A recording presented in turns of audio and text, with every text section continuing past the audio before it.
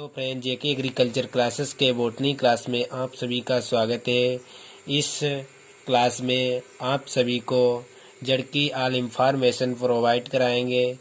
इसमें जड़ के भाग और जड़ किस प्रकार की होती हैं सभी के बारे में बताएंगे। सर्वप्रथम जड़ के भाग क्या हैं। मूल गोप, जड़ में मूल गोप किसे कहते हैं। जड़ में मूल गोप जो जड़ के सबसे निचला भाग होता है, इसमें मूल गोप ही जड़ को सुरक्षा प्रदान करता है और जड़ को अंदर जाने में सहायता प्रदान करता है। इसे मूल गोप कहते हैं। वृद्धि प्रदेश क्या है। जड़ जिसमें सर्वाधिक विकास करती है उसे वृद्धि प्रदेश कहते हैं। इसमें अधिकतर जड़ें निकलती हैं और जो भूमि से जकड़ जाती हैं इसे वृद्धि प्रदेश कहते हैं। नंबर 3, दीर्घीकरण प्रदेश। दीर्घीकरण प्रदेश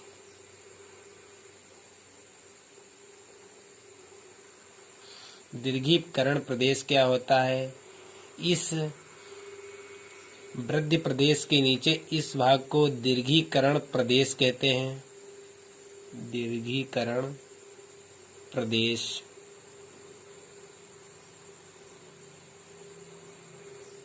कहते हैं। नंबर 4 पर आता है मूल रोम प्रदेश। मूल रोम प्रदेश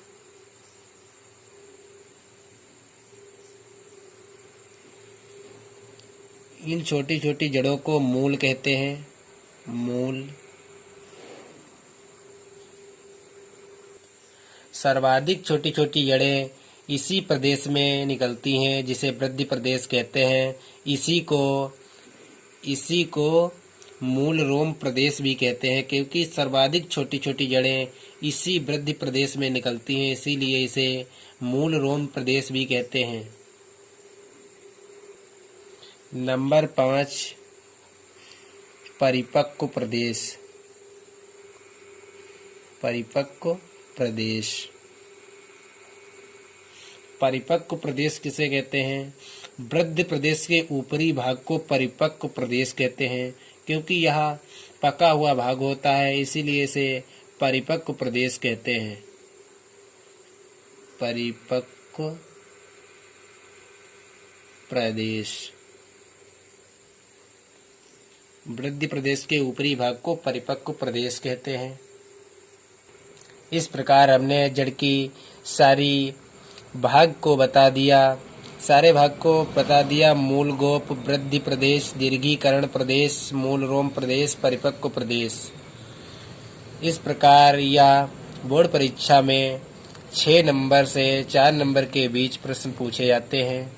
इसके आगे जड़ के प्रकार।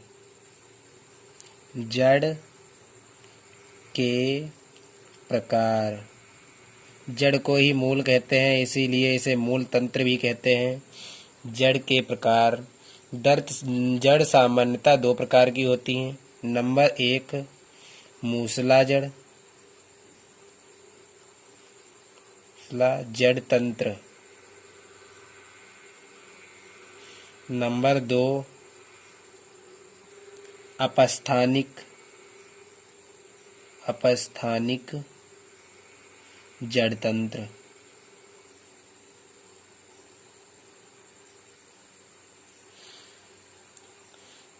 नंबर 1, मूसला जड़ तंत्र। मूसला जड़ क्या होती है, इसकी सारी परिभाषा को मेंटेन करेंगे। मूल की उत्पत्ति यानी जड़ की उत्पत्ति मूल की उत्पत्ति मूलांकुर से होती है। मूलांकुर से होती है। जानिए मूलांकुर क्या होता है। यह बीज है, इसके नीचे से निकलने वाले भाग को मूलांकुर कहते हैं। मूलांकुर कहते हैं। यदि यह वीडियो नहीं देखा है तो जाकर देख लीजिए। प्लेलिस्ट में। और इसे प्रांकुर कहते हैं। जो प्रकाश की ओर बहता है या बढ़ता है उसे प्रांकुर कहते हैं। और जो जमीन के नीचे या जमीन के अंदर जाता है उसे मूलांकुर कहते हैं। मूल की उत्पत्ति मूलांकुर से होती है। मूसला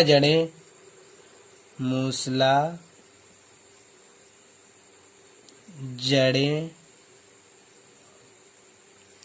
सामान्यतः द्विबीजपत्री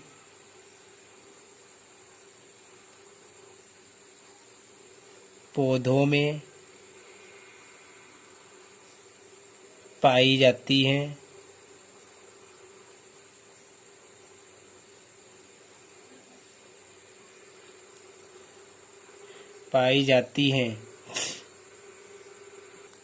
इसके बाद द्विबीजपत्री पौधे क्या होते हैं?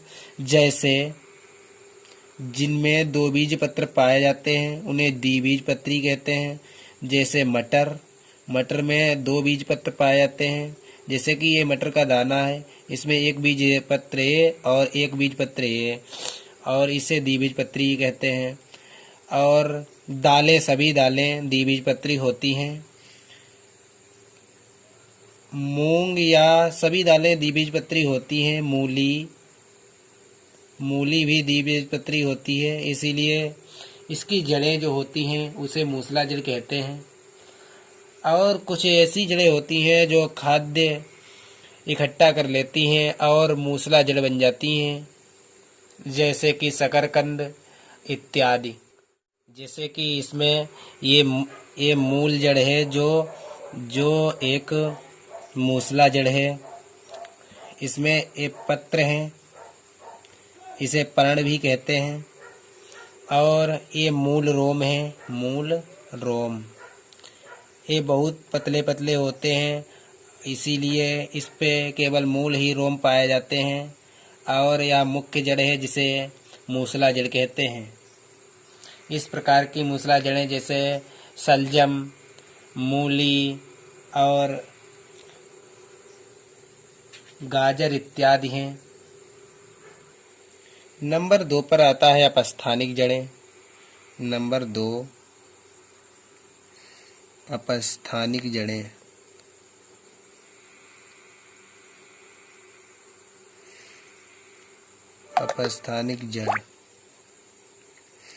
अपस्थानिक जड़ क्या होता है?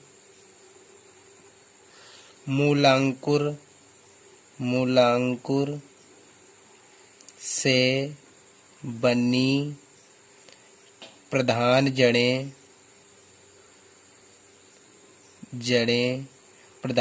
वे जड़ें होती हैं जो पेड़ के उगते ही निकल आती हैं, उन्हें प्रधान जड़ें कहते हैं। मूलांकुर से बनी प्रधान जड़ें शीघ्र ही नष्ट हो जाती हैं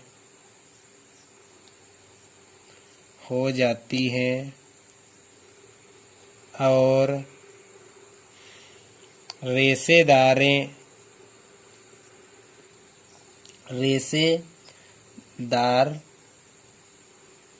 जड़ें निकल आती हैं,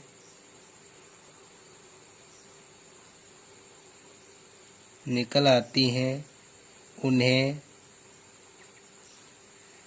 अपस्थानिक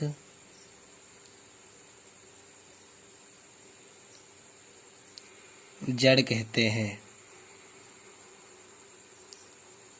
जैसे गेहूं में, धान में, मक्का में, बाजरा में इत्यादि में अपस्थानिक ही जड़ें पाई जाती हैं, क्योंकि यह एक बीजपत्री पौधे होते हैं और इसमें अपस्थानिक या रेशेदार जड़ें पाई जाती हैं। इस प्रकार की जड़ों को अपस्थानिक जड़ें कहते हैं। जैसे इन जड़ों में ये रोम ऐसे निकलते हैं और बहुत लंबी लंबी जड़ें हो जाती हैं। इसी प्रकार ये झकरा जैसी रूप ले लेती हैं और इसे झकरा जड़ें भी कहते हैं और अपस्थानिक या द्वितीयक जड़ें भी कहते हैं। इस प्रकार की जड़ें गेहूँ, मक्का, धान, बाजरा इत्यादि पौधों में पाई जाती हैं। मूसला एवं अपस्थानिक जड़ों में अंतर। मूसला जड़ तंत्र और अपस्थानिक जड़ तंत्र में अंतर। इसका निर्माण मूलांकुर से होता है, परंतु अपस्थानिक जड़ों का निर्माण तना या शाखा या पत्ती से हो सकता है। ये जड़ें द्विबीजपत्री पौधों में पाई जाती हैं। ये जड़ें एक बीजपत्री पौधों में पाई जाती हैं। मूसला जड़ें अत्यधिक मोटी होती हैं, जैसे कि द्विबीजपत्री की सभी जड़ें। ये जड़ें पतली होती हैं, जैसे गेहूं की जड़ पतली होती है। मूसला जड़ें अधिक गहराई तक जाती हैं, अपस्थानिक जड़ें अधिक गहराई तक नहीं जाती हैं।